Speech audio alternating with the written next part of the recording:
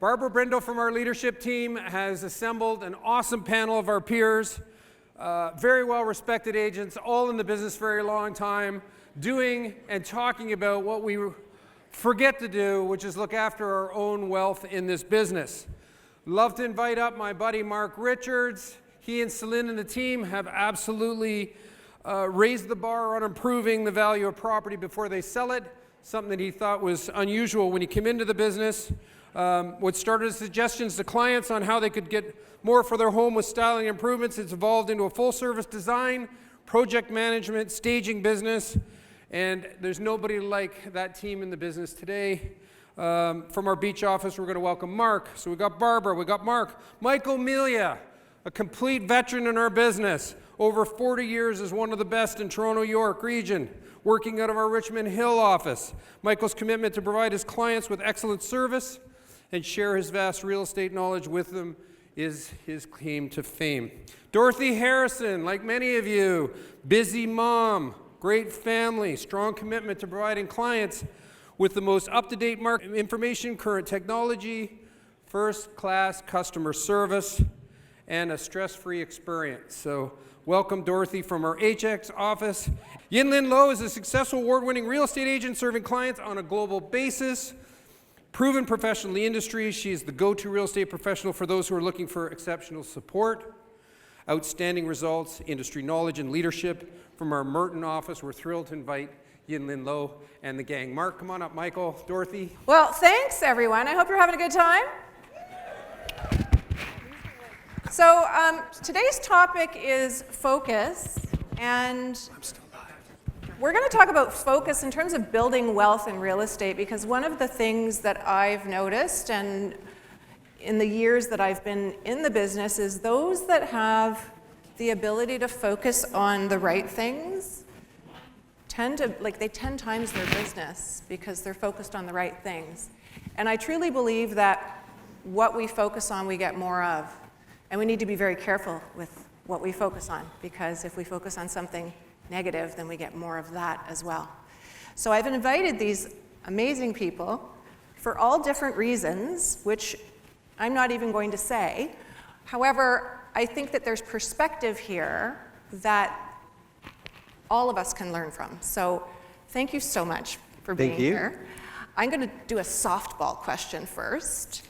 And that is, if you were to pick one thing that you focus on every day to push your business forward, what would that one thing be?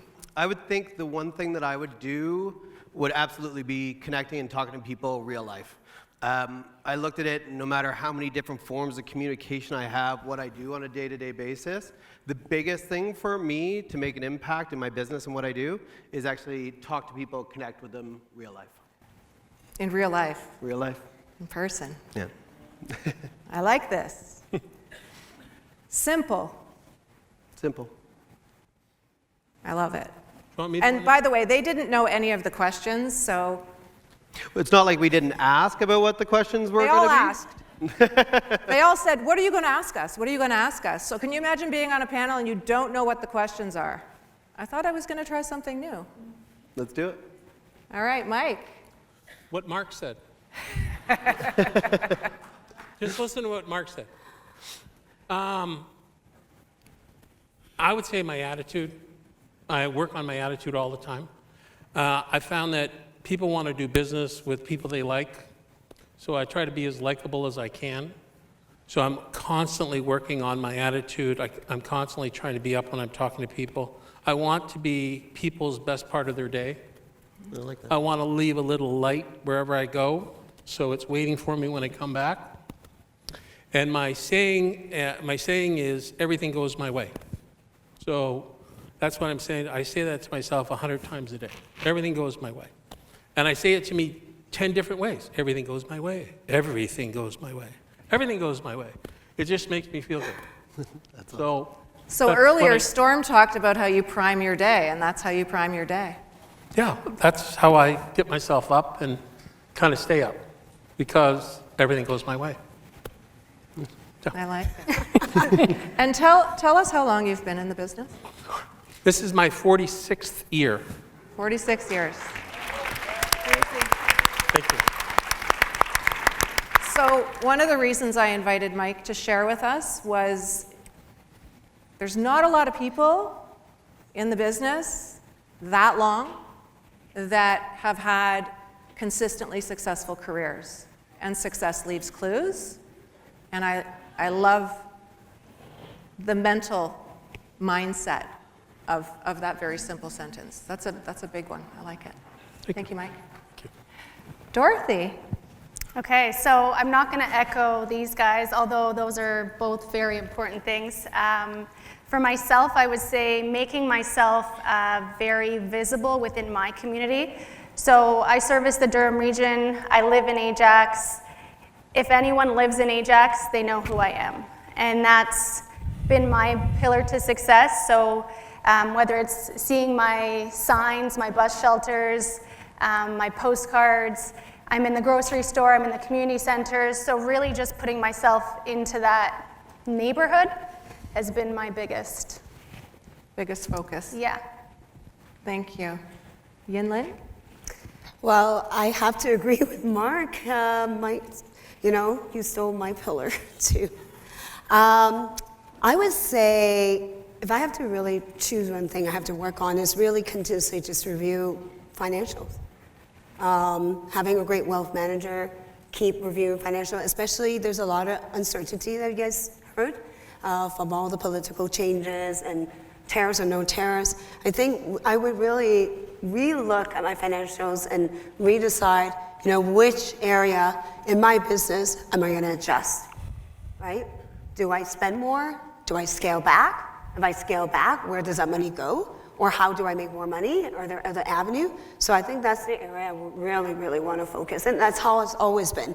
Every month, every quarter, I review my numbers. Not in terms of numbers of sale, where are my expenses, right? Where am I investing?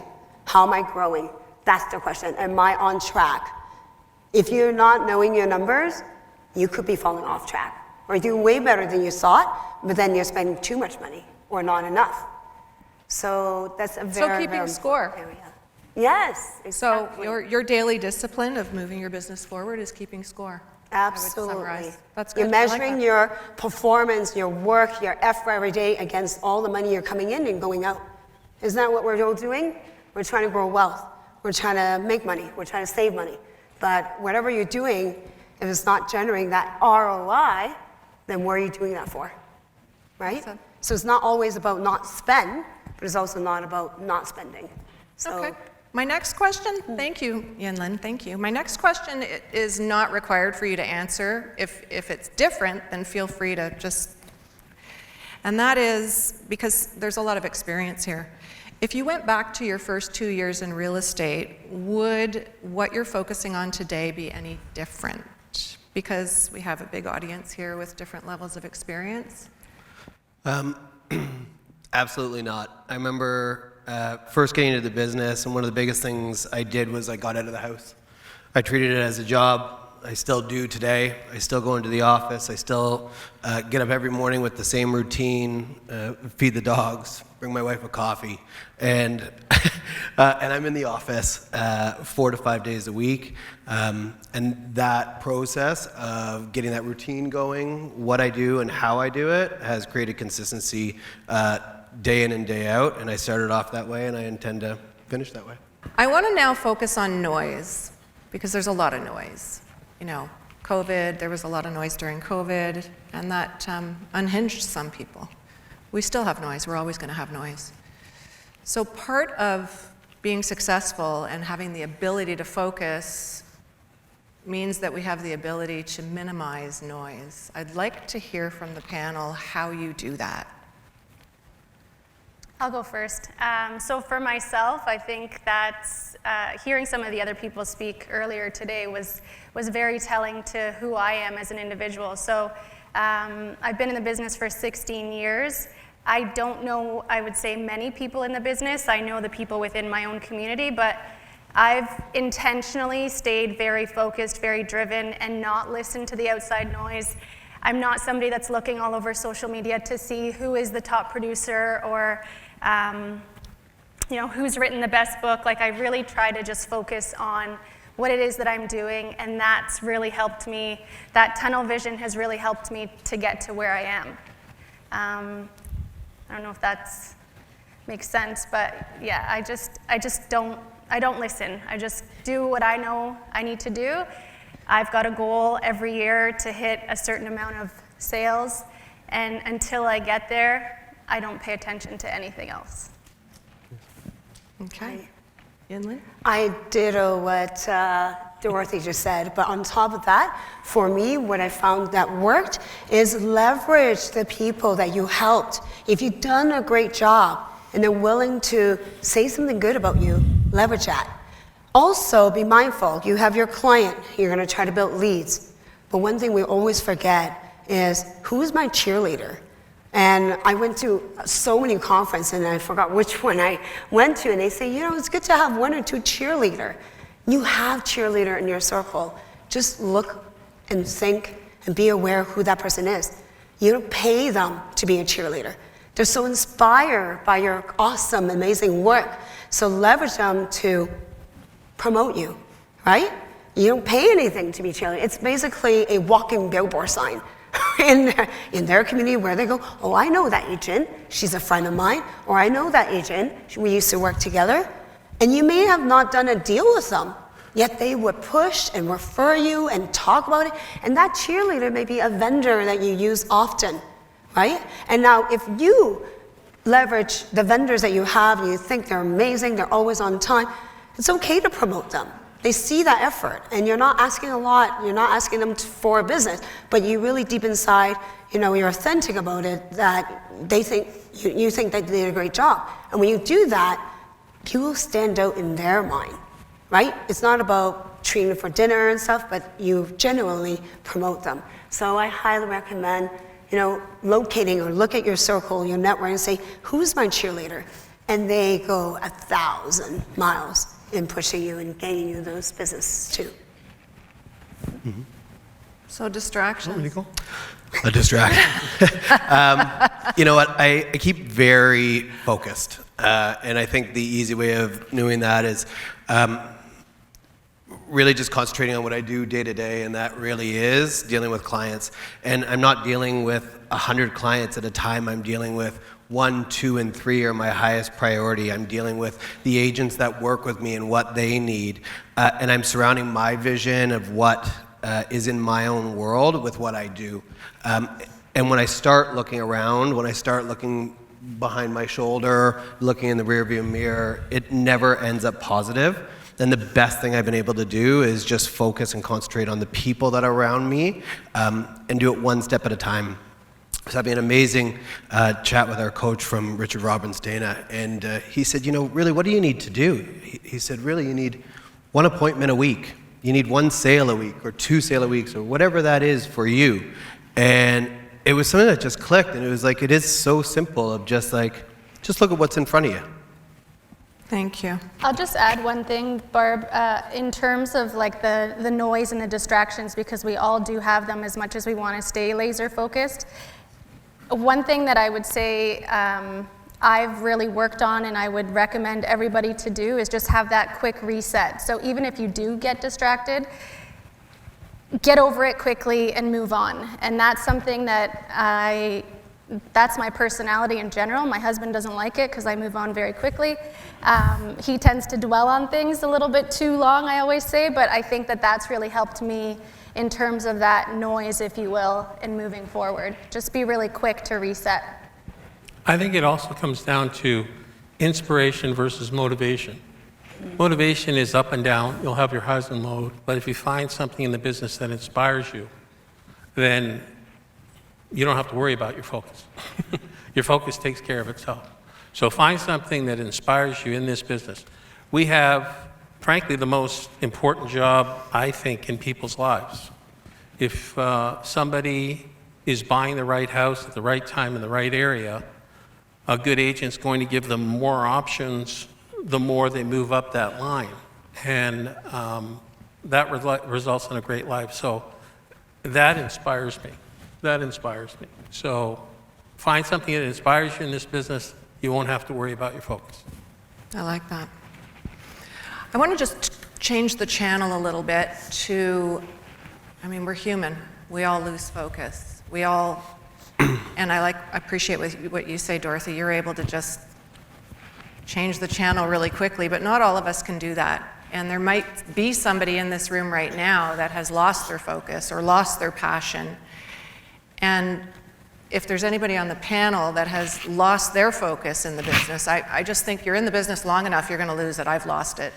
How did you recover from that? What did you learn? And how can we share that with the audience to maybe help somebody out of a hole? I don't know how many of you guys out there, like, we're in one of the best paying businesses. It's satisfying. We get to change people's lives. And we get to, connect with people on a day-to-day basis. But sometimes we get bored. We get, we see the next shiny thing and we want to start a new business on a new entity. And I've had it happen where I've lost my focus on what my skill and what my core, asset is to people and in this business. And in 2021, I stepped back from the day-to-day of what I do and what I'm really, really good at. And I felt the after effects from that by just not doing what I do and showing up. And it's hard. I'm 18 or 19 years into the business, and we get tired. We get tired of the phone calls on Sunday night saying, can you show me this? Or this is a problem, or this is happening. And it can become really draining. But in 2024, for a multitude of reasons, I had to come back and be engaged and really see and love what I did again. And I was worried if I still had the ability to do it and show up and be successful at it. And we had an amazing year. We had an amazing team that surrounds us, and we all hit the ground running. And it brought back that passion of why I do it and how much I love it, Thank you for being, that's an intimate thing. It's an intimate question to ask someone in front of a group of 600 people. When did you drive off the tracks and how did you get back on? Totally. Anyone else have a story they want to share about that? I would just say, I'll throw it in, you got to have a sense of humor. Yeah. I mean, you got to have a sense of humor. Yeah, I mean, what goes on in our business, you have to have a sense of humor. You're going to have your ups and downs, that type of thing. Get over it. If you have to lament, if you have to have a pity party, that's okay. Just make sure it doesn't last too long. And it's okay to laugh at yourself. It's okay to laugh at yourself. That's okay. So I find having a sense of humor kind of gets me through those things. Excellent. Okay, I'm going to shift into some financial stuff because I did want to focus on building wealth in real estate, and the reason I wanted to have that conversation is because I watch a lot of realtors spend their whole life in real estate, and they don't consider that they might not be able to work as hard as they're working forever, and that they should maybe think about the future and save some of their money. So I wanted to hit some financial conversation here just for practical purposes. So I want to assume that you earned $100,000 in commission. How do you distribute that in your various buckets to figure out how much goes for marketing and how much goes for this and how much goes for taxes and those sorts of things, and what's left over to pay yourself? And I just use 100,000 as an arbitrary number to make it sort of easy. You can use percentages or what have you. A lot of you've all been in the business for enough time now to understand running your business like a business is important. So maybe you could share with us how you do that. All right, you're all looking at me or Dorothy? I can share a little bit of a snippet of mine. So 5 years ago is when I started real estate full-time. Prior to that, I worked for a corporate world. So stable income, salary job, you name it, with pension. And starting business, I didn't have a team at the time. It was only 3 years ago that I had a team. My team is fairly new, with some of the agents like Amy, who has been in the industry for literally 20 years. But my team is fairly new. Everybody just got their license. I have to say, let's say 100,000 is an example. you have to prioritize, you have to pay tax. As a self-employed, you all know you have to pay tax. Now you have to think about what you want. What are you trying to get out of this? Are you working to live, or you live to work? So you having Think about that. $100,000, Yeah. what does so that look where like? did I What put are my your bucket? categories? I would say I need some for marketing, probably about 5 to 10%, right? I need to figure out like what is my daily expenses to bring home food, right? Have a car, my cell phone, the basics at the minimum. And then do I really want to put in a trip every year, or do I do that every 2 years? Just know what you want and fulfill that balance.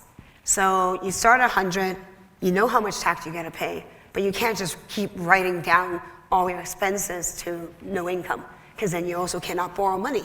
And I'm a big supporter to, you should lend money, borrow money to grow your wealth too, with a certain means. So I would say, yeah, I would say about 10% on your marketing, 10, maybe 15. And then, you know, if you need support, like administrative support, you probably have to, depending on your volume of business and what you're hiring them for, you're probably another 5, 10% of that, because your tax is easily like 25% minimum, right?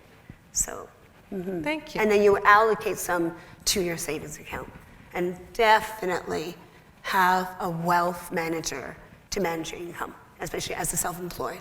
That's the number one thing I recommend to everybody. Yeah. Pay yourself first, savings, anyone else?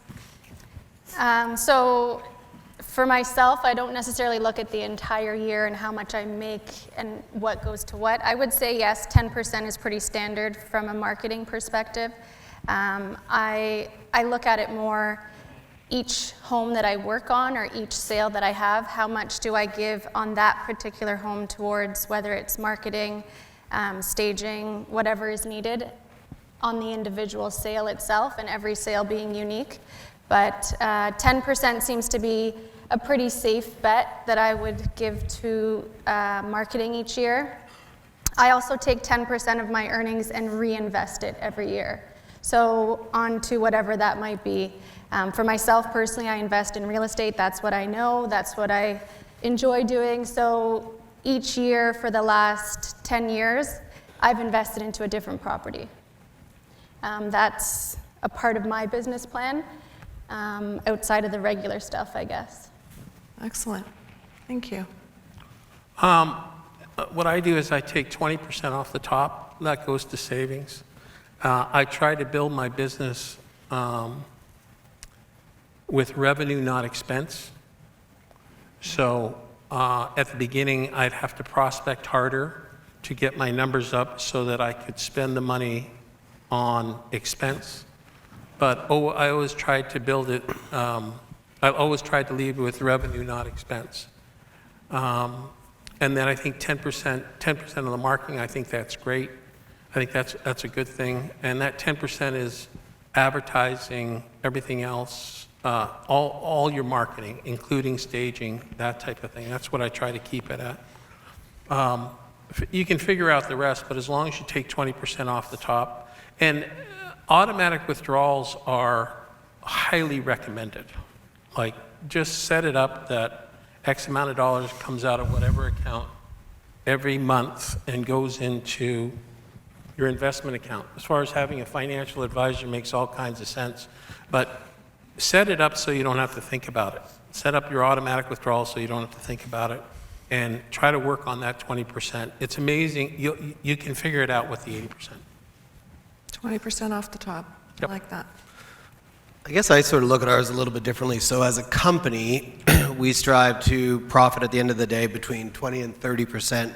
That usually comes down for a breakdown of, 10% in admin, marketing, and so on, and those break themselves down. But I think a lot of the times what we get into, real estate agents, one, I think we're faulted because our revenue is looked at the gross commission and not actually what we keep. And that's where you'll see so many people, running around and advertising what they've sold. But really, what are you in the business for? And the business that we're in is trying to, one, help people, but get ourselves and our family and our wealth behind us so we can allow ourselves to live a great life. I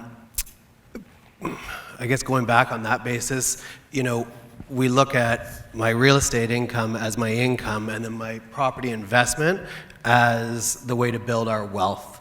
And that's sort of what we've always striven for. That's going to lead me actually into my next question. I want to talk about PRECs for a minute. So just checking in with my guest, I didn't ask you this before. Do you all have PRECs? Yes. Yep. Okay. So I want to touch on building wealth inside of a PREC. Why did we open a PREC? What are we doing with it? What are some of the things that you have found useful to build your wealth using that vehicle? It's been amazing. Like, you know, when we started in this business, everything came out at a tax rate of, in essence, 50%. Being able to shelter through the PREC and run through different corporations, from corp to corp, on how we can invest in other entities. Now, what a lot of people don't realize is that, you know, if you're sitting that money in that corp, it's still being taxed anywhere. I believe it's under 500 at 12.5% and over 500 at 27%. So if that money is staying and not working for you there, you're still going to pay when you take it out personally, but the benefit is to allow it to work for you. So a big part of what we've done is when we buy an income property or invest in a business or another, you know, private lending or whatever it may be, we're having that money driving income off of that source.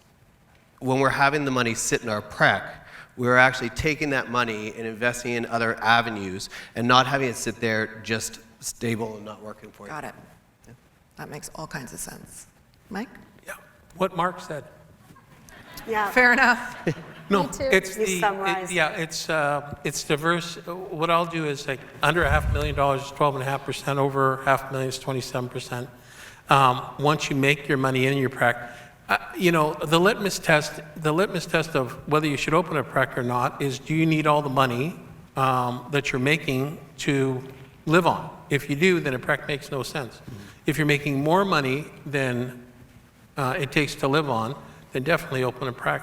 And as far as the diversity, I think for me personally, as I get older, I'm looking for more income-producing assets. So whether it's a house or a duplex or a triplex or a bank stock or something that pays a good dividend, 5 or 6% dividends, that type of thing, and has some growth to it, that's where we do make our money on our feet. So having that net, God forbid something happened and, you know, or you wanted to retire and everything, then you have a passive income. I really look at a PREC to supplement any retirement income. Absolutely. So that's how it works, yeah. You've got your RSP, your tax-free savings account, and your PREC. Yeah, I mean, as long as you make your full contributions, that type of thing. But overall, you've heard this a million times, but you got to pay yourself first. I mean, it's too hard to look at the end of the year and say, what should I save? If you take the 20% off the top, you'll figure it out. You really will. Do you have anything to add with respect to how you use your PREC? Do you Yeah. use it to do stock investing? So Do I you have- totally agree with what Michael and Mark just said, but also if it does grow to a certain state, you're really generating good income into your PREC. Also think about holding company, right? Especially you have another business, and now you can really maximize the growth of your wealth. So we've talked about daily habits. We've talked about how we've lost focus and gained focus, and we're just sort of scratching the surface around building wealth, using PREC as a vehicle, but also using our career as real estate professionals as leverage to building wealth over a career. Thank you for my panel for coming up here and volunteering your time. Thank you.